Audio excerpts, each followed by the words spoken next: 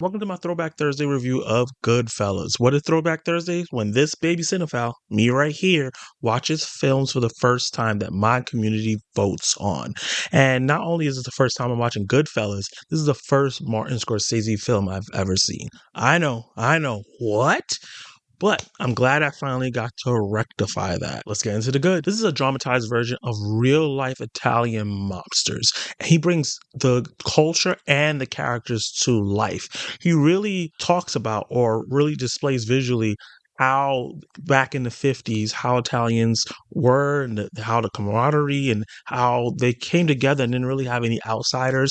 They really pushed on that because it really helps the storyline push forward and you understand the mentality of the characters going throughout. But while they also have so many similarities, they're loud, they're tough, they're super masculine, and have all these different similarities culturally and how it makes them act. He makes each of these characters feel so different because of their motives. The story is narrated by the main character, Henry Hill, and it's fast-paced, energetic, and chaotic. But through all that chaos and loudness, you can see that Martin Scorsese has a masterful control of what is going on, and he's building upon the narrative to get you toward that thrilling ending. While I really liked Henry's narration and from his perspective, he was my favorite character in the film, I was very surprised about the perspective change towards the ending of the first act, going into the second act, with his wife Karen taking over. I thought that was really unique to show what it is outside the male aura or the males in the family and how they move and act,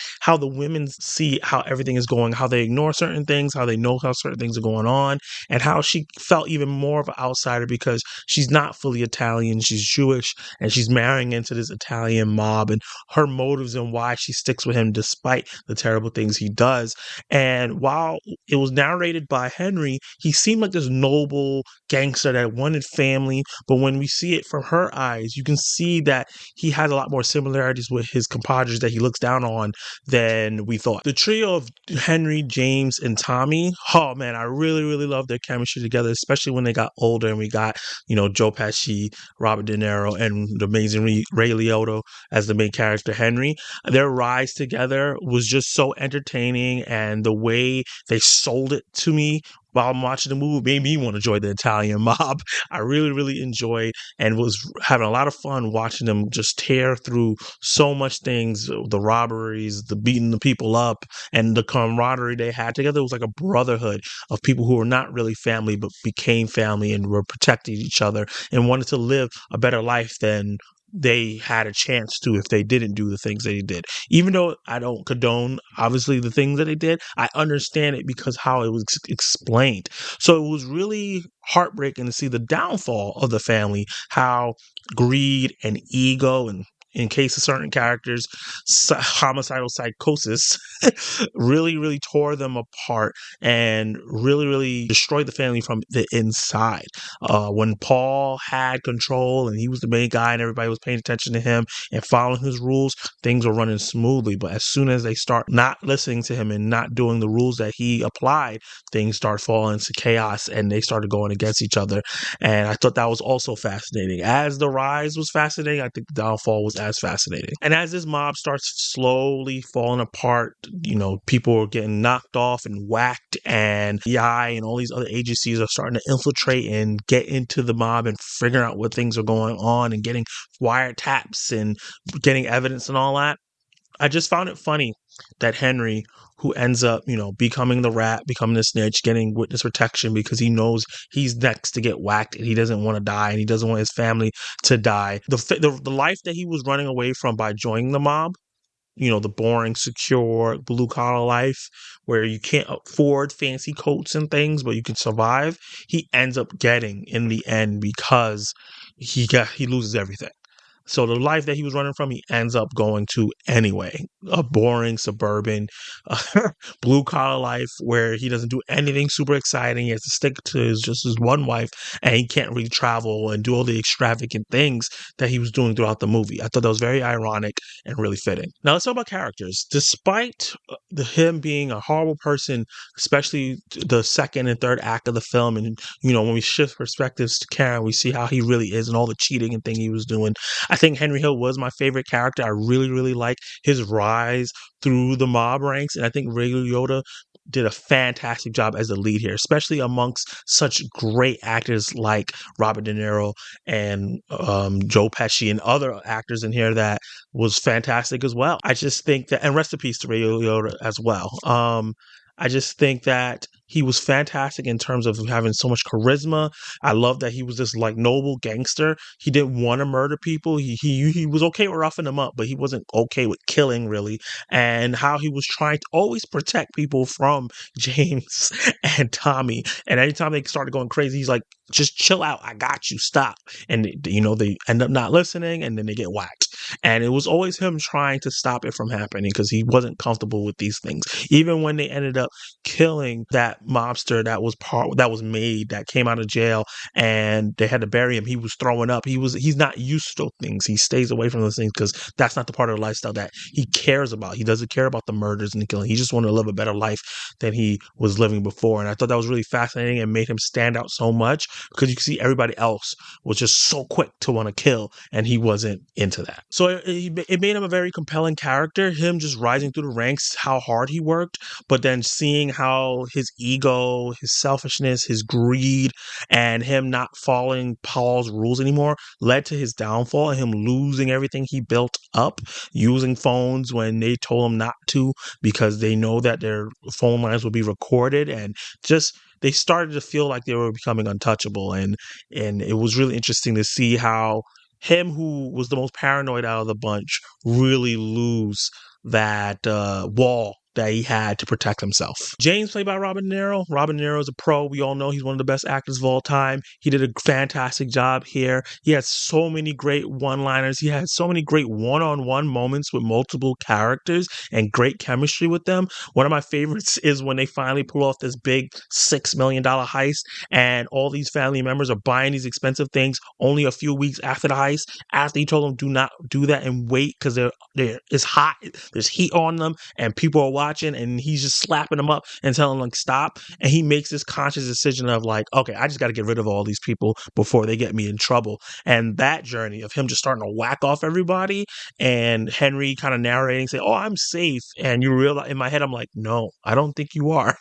I don't think you are safe. It seems like this is not just about protecting himself from snitches. It feels like he just wants the money to himself and he wants less competition, and he's just whacking people off because he doesn't feel like he needs you anymore because he feels like he's set for the rest of his life. I thought that was fascinating, and Robert De Niro did a fantastic job with everything. He was just always this steady character throughout the film. He never get really too crazy, never really get too low, just always focused and very nuanced in particular way he acted and wanted to do things, and how he held on to certain characters. So yeah, he did a great job. Joe Pesci as Tommy was an absolute scene stealer. I see why he was one of the people nominated for an award for this role. A homicidal egomaniac that's made every terrible thing that he did.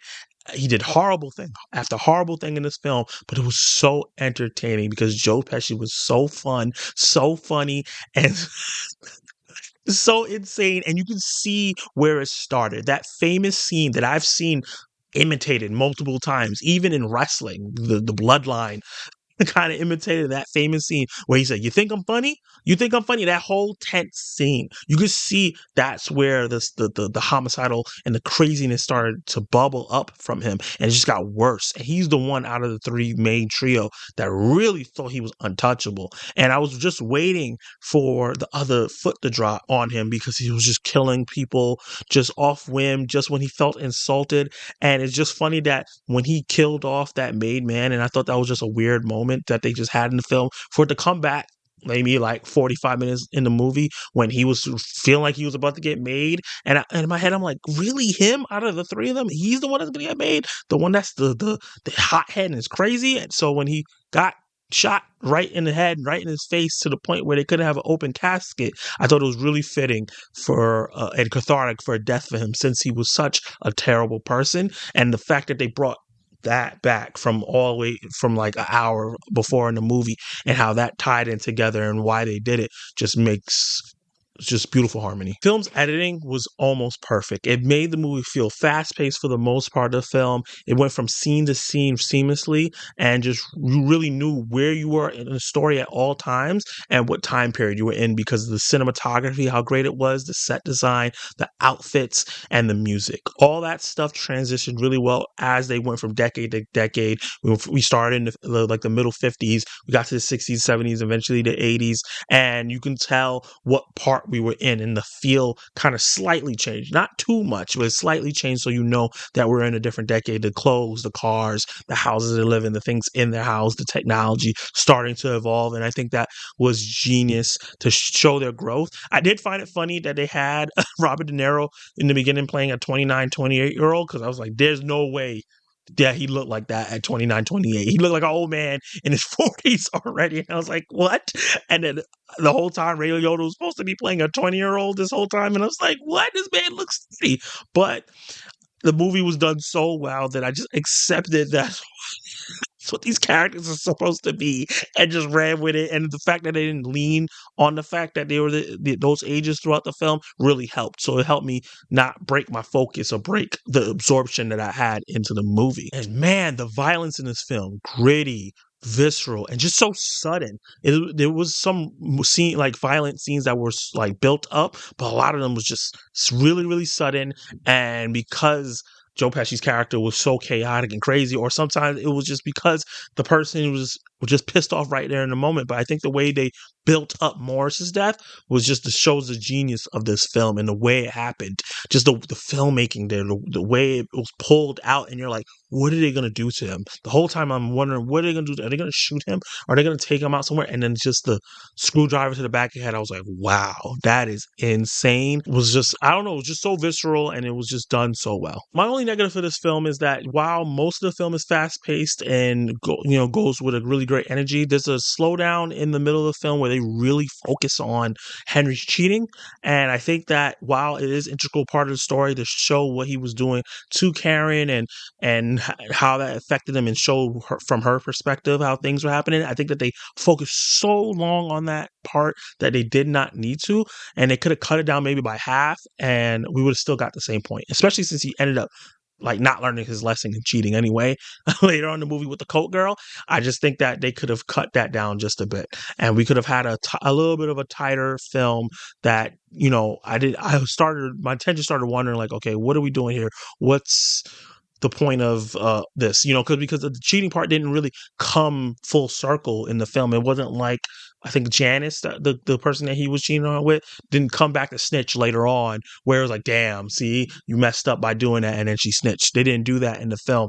So I do think that they spent a little too much time on that. Overall, I think this movie is masterfully made, and I'm really glad I finally got to see it. It's one of those throwback films that holds up really, really well, despite being made, I think, a couple months after I was born.